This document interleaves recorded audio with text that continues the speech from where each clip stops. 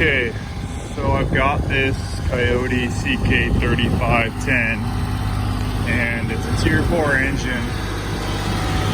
and it needs the Regen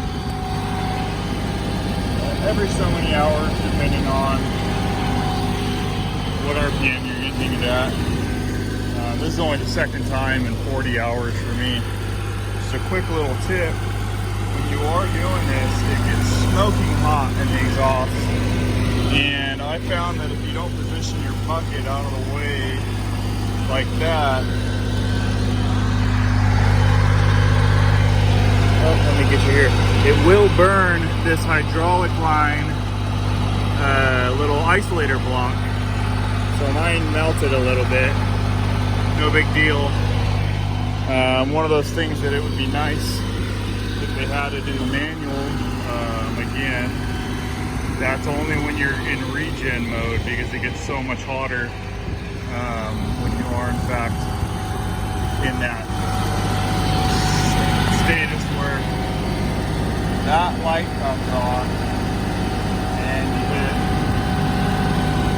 this upper regen button for a couple seconds once you're ready, and you can hear it. The engine totally changes what it sounds like right when that light, actually mine, I can hear it right before the light's about to come on. It actually smooths out quite a bit. I think due to fueling or something. Basically what the system's doing is burning all the particulate soot out of the DPF, the diesel particulate filter, and in order to do so,